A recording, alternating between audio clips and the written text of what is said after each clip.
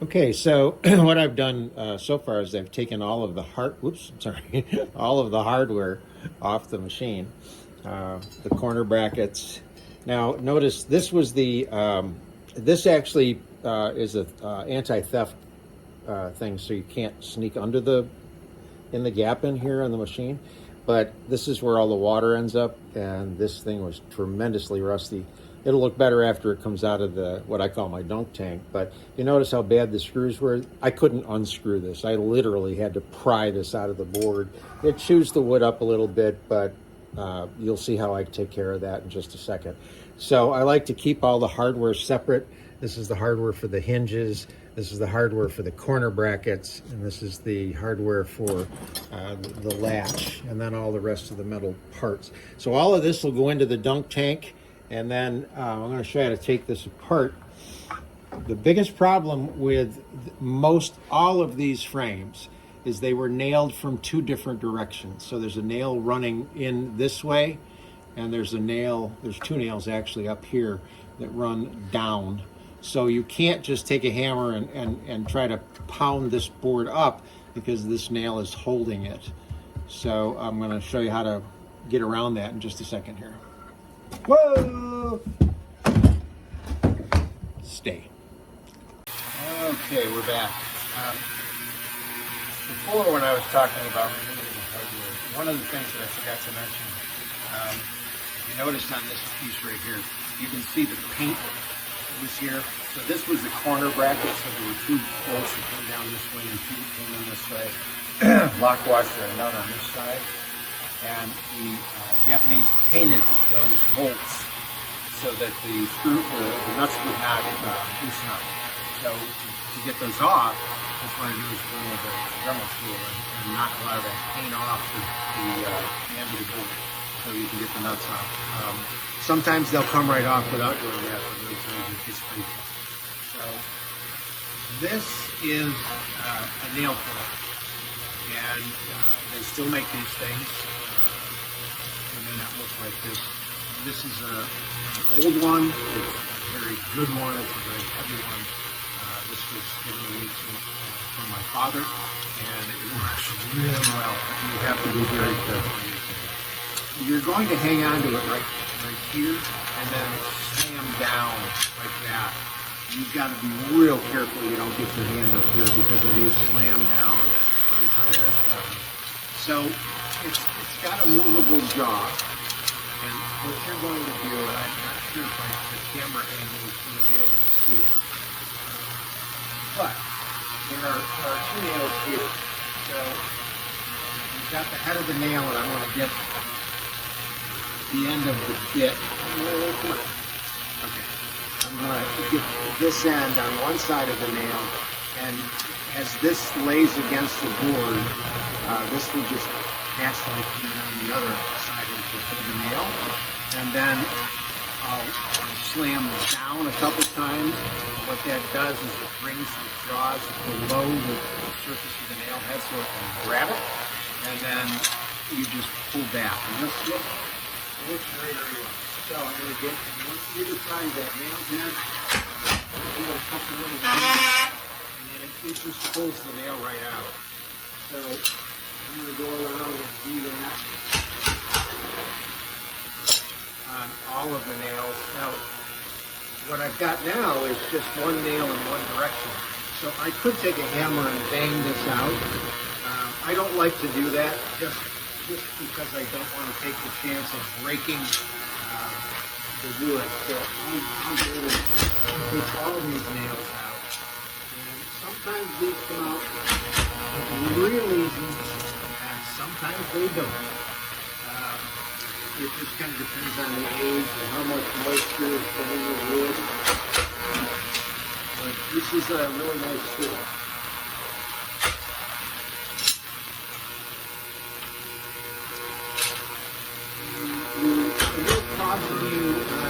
These are coming out very easily. Sometimes they don't, and you have to be really careful because if the nail is really stuck hard, you can extend this out and get more leverage, but you're putting a lot of down pressure on this board. And there's been times when the nails were so badly in there, and I get a little carried away and pull too hard, and it would break this board. But hey, that's what wood glue is for, right? Okay, now I'm going to go to the opposite direction here. With the ones that are going, they're just points apart.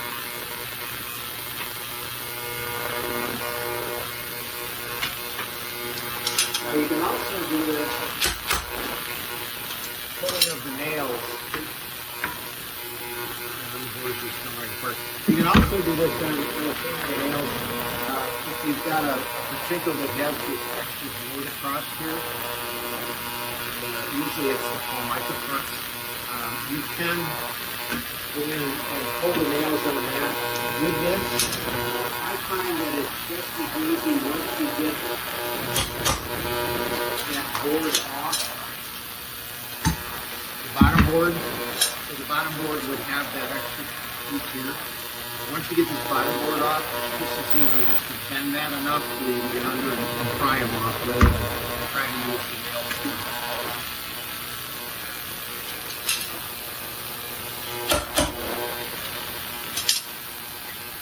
There you have it. This one came apart really nice.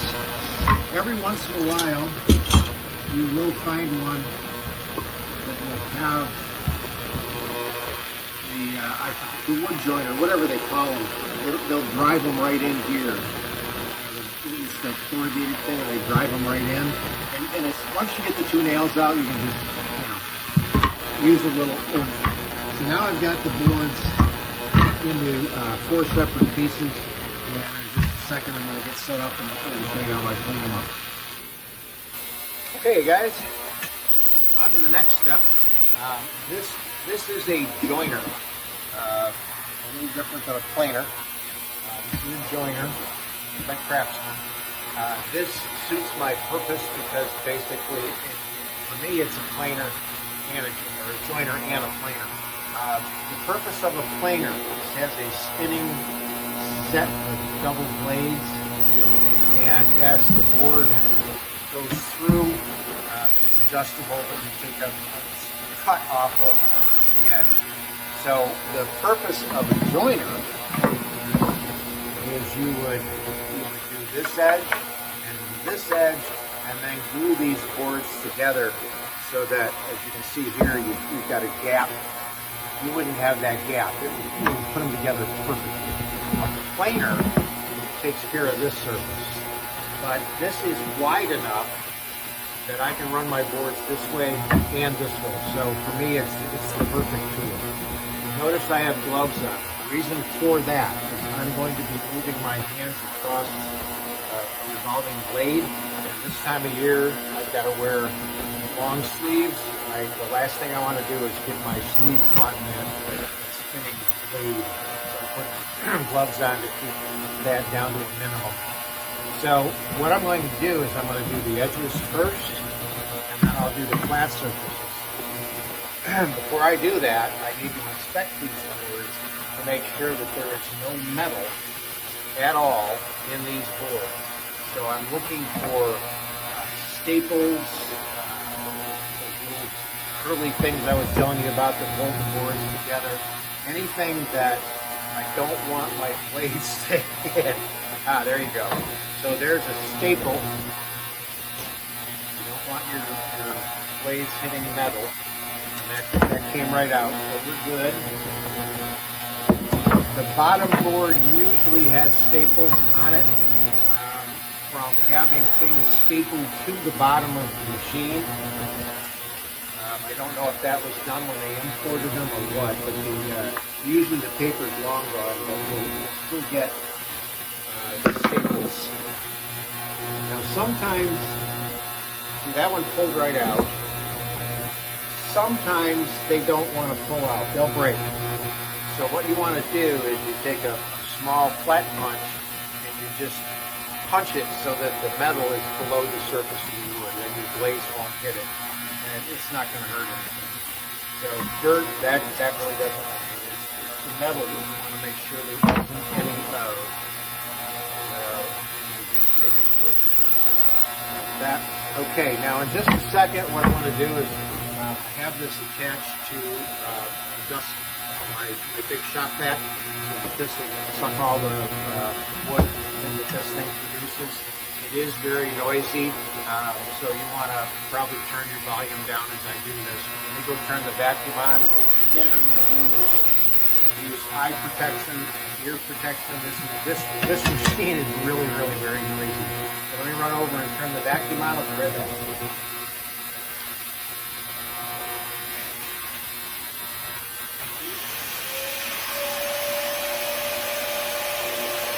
Okay, so we've got the vacuum on. Again, first thing I do is the edges, so let's just turn this on.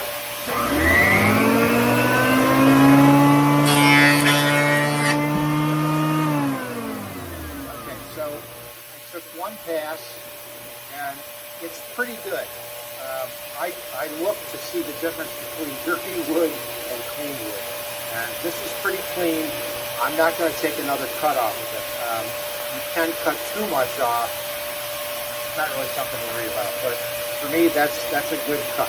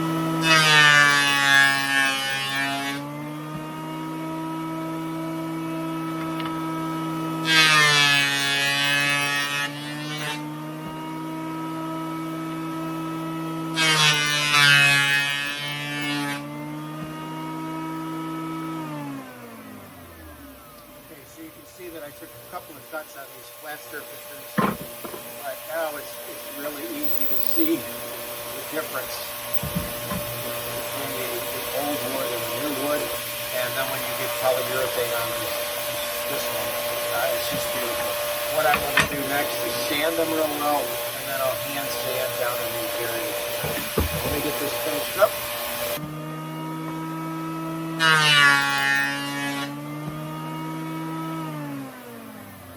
So I want you to notice something here. This edge and this edge are higher than the middle piece. That was by design. In Japan, I'm not really sure why, but this edge and this edge were always higher. This has gotten routed out for some reason. Again, not sure why. I put the feet on, so it really doesn't matter. I just want this surface to be flat, so that when I put the feet on, it stands flat. So I'm going to leave this like it is. I don't touch this till later. I'll deal with the black later. So I've gotten all that routing or planing and joining all done. The next thing I'm going to do is do the sanding. Okay, so we're all ready to go here with this is my sanding setup. Again, I've got the hose hooked up. That's my big stop back there. And then I also have a unit up there that automatically senses the dust particles and turns on. So I run that anytime I do any sanding. So I have 4 different belts. Each one, I think this is 80 and then 120, and I forgot what they are. They go down to 220 or something. Point being is they start out coarse and go to a much finer sanding. So I'm not going to bore you with watching me sand. But I will sand all of these boards, and I go through all of them with that grit, and I'll change the belt, go through them again with a lighter grit, and so on. And I'll end up doing it 4 times. Okay, back again. So the 4 boards of the frame have been obviously disassembled. run through a joiner, planer, and then sanded. I have 4 grits of sandpaper on the power sander, and just use, you know, from heavy to lightest to get the boards as smooth as I possibly can. Then I'm going to bring them back over to the bench and hand sand a little bit. This area in here gets hand sanded, and that area also in there and there.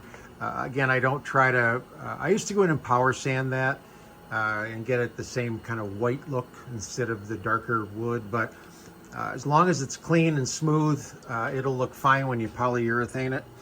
This board here has an edge on it, you know, like this instead of like that. That's for, because this was like this on the board, and you would reach over this. You didn't want to catch a sharp edge. And then this particular board here, the black edge needs to be repainted. So what I do with that, and I'm not ready to do it because it's cold out, but I'll go to this side, and I have painter's tape, and I'll put painter's tape from here back. In other words, if I do it like that, I'll start my painter's tape at this line and cover this part of the board. Nope, I'm sorry, wrong way. Start my painter's tape here, and then bring it back, cover this part of the board, and bring it up until I'm even with the painter's tape on this side. So in other words, I'm going to create an area here where when I spray paint, this will get spray painted black, this will get spray painted black, and so will this. I've seen that on some machines. This particular one only had the front edge sprayed black, but I like to do a stripe here, here, and here just for the heck of it. I don't know why, it's just the way I do things.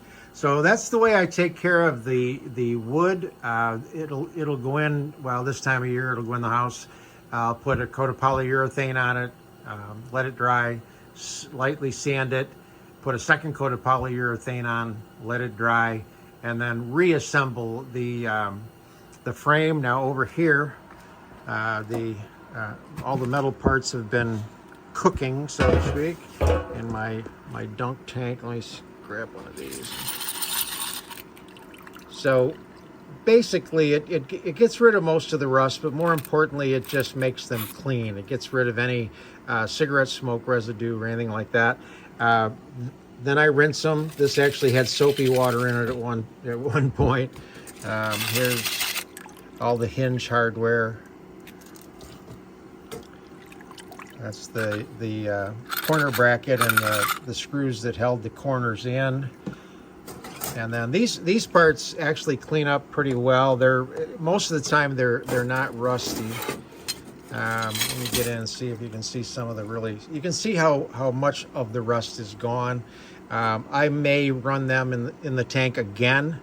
And I did throw all the nails in there just for the heck of it. But most of this stuff is as clean as it's going to get. Typically what I do is I take these